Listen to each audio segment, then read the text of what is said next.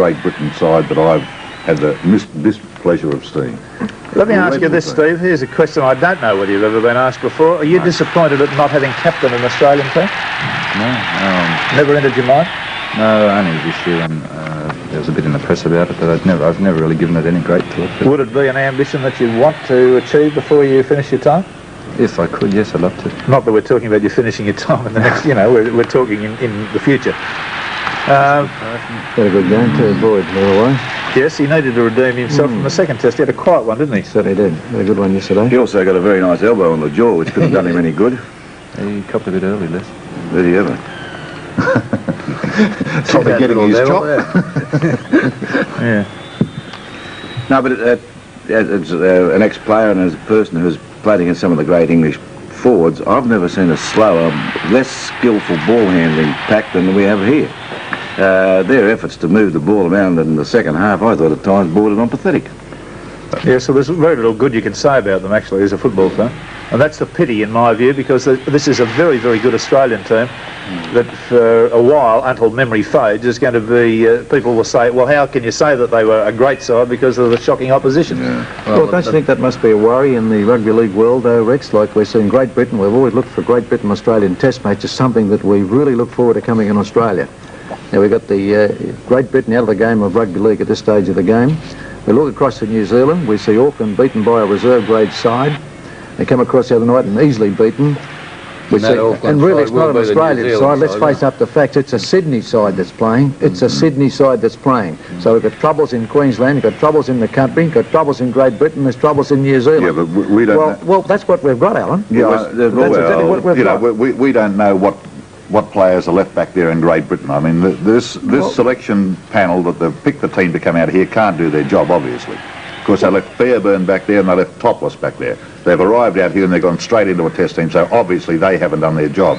Now, I'll bet there are a lot better players back there than the elderly gentlemen we saw wandering around out there in the first couple of tests. tests. The first couple of tests. Let's hope there are, but I say that's what's happened, though. These fellas are not getting the full credit. What you said a while ago, Steve said he doesn't What put the you're saying, opposition. Collar, is the best players from each of these various countries except France have been siphoned off here over the years into Sydney football. Yeah, but they're not. Right. Yeah, well, there are only That's a right. couple here now, though, aren't there? Well, they let the Great Britain side 2 years have had stopping players come to Australia. Yeah. It hasn't lifted them at all at this stage. You say it's selections. It may not be selections. Well, it's nearly got to be selection, Cole, when you consider that the best they had couldn't beat ours over there under their conditions, and they'd send the same group out here to do our conditions. Well, they had Tony Fisher in over there. He's older than I am. No, he's not. No, not quite. Not quite. Well, as I'm saying, it must be a worry, and I think it's got to become something looked at it, because I said what we see in the 3 international matches at the Sydney Cricket Ground, 50,000 people watched it. That's Listen, right. there is one Things do tend to go in cycles, Col. I mean, Well, you can't just say because this is a low English No. side that they're not going to come good. Oh, They're going to have to I reoppose. sincerely hope they do. None of those. For the good of the game of rugby I league. played in a test match where we were beaten by 44 points to 17 or something, 41 points to 17. All your fault, too. It was all my fault, yeah. I only did 48 tackles in that Look at match. the poor fellas that were The running point off is, you. we had a bad match in that one. But then the next year, we took a young kangaroo side away that started to rebuild. So, things go in cycles. But Rex, they haven't. They've still got the old players in this side. They're going to have to sack the old players and start off from scratch with the younger tribes. And the younger ones there, well, who are the young ones in what we saw yesterday? And a more dedicated approach. I mean, some of those fellows they brought out, they couldn't even play the piano. Oh, that's a rude thing to say. No, they That's couldn't. a terrible thing They to couldn't. say. Honestly, they couldn't play the piano. I some of thought those Casey would have made a good dancer. He gave Tom a nice little rat-tat-tat on the head on one occasion. Now, listen, you've played against a lot of the teams of the past, and let's bring it into the modern day football now. There's been a lot of talk about violence in football. There was spite yesterday, no violence. Do you think that the game now is more spiteful or more vicious than it was, say, when you fellas were playing? Well, let's answer in sequence. Who do you want to answer first? Well, you're the head of the table. You, All right, you can go I'll say categorically, and I'll get Steve Rogers' opinion on this at this point. When I've made my statement, he can agree or disagree. I don't believe the game is any tougher at all than it used to be. Now, maybe I'm living in the past. Maybe you get better as you get older. That may be. So I'm allowing for the fact of a certain amount of brain damage, and I'm going soft. The game is no tougher in any aspect than it ever was. It's certainly more violent and snide than it used to be. Do you agree or disagree with that? I agree. I don't think the game possibly is quite as tough as it used to be. that we haven't got the physical encounters like you used to have in your day, where it was unlimited tackle football and you used to have the head-on clashes with the forward. Whereas today, it's limited tackle. It's a much faster, more open game, but you get that bit of spite coming. Well, a player, now here you're a young fella, I would say we wouldn't have a better man to ask these questions to. You're young, you're with it, you're one of the big-time players. Are you blokes, now forget Provan as your coach at the moment, you've been under other coaches, and you know about other coaches. Are players coached to do these stupid, violent things? Is it suggested to them that you go out and stand on a bloke's hand, or you gouge at his eye, or you pull his hair, or you do...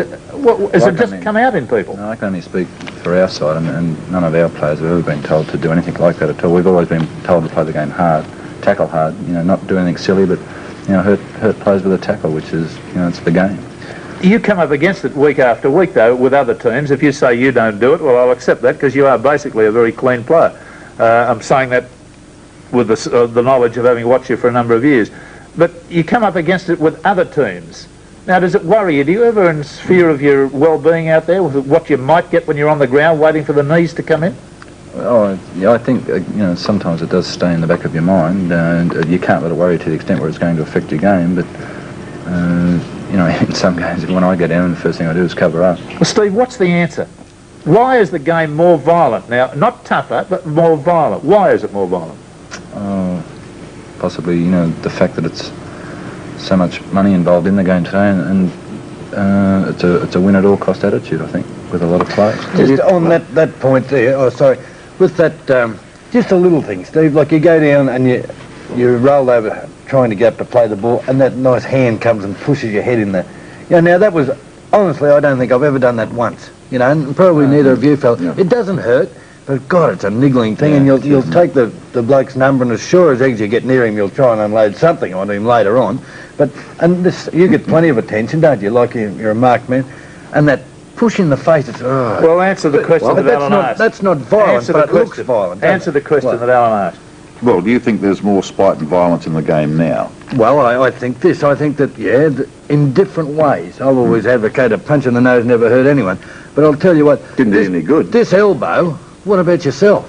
Anyway, with this elbow bit, I know what I'd sooner have, a punch in the nose or an elbow on the jaw, with a wire and all that sort of stuff later on. But now it's got to the stage where you see the ball carrier is doing as much damage with his elbow to the tackler, like the ball he'll come in and crash, he'll get the elbow right across the mouth. Well, I mean, that's got to go, and who's responsible for that? And I think the elbow is probably the most violent part of the game. Well, unfortunately, we've got to say that an Englishman brought that to Australia, Malcolm Reilly. Yeah. The Manly club brought a very fine footballer, but they also brought they opened the Pandora's box, didn't they? Yeah. Big part. And it's not only the man that's making the tackle, but it's the ball carrier now that's using the elbow as a protection. Yeah, well, I think the administration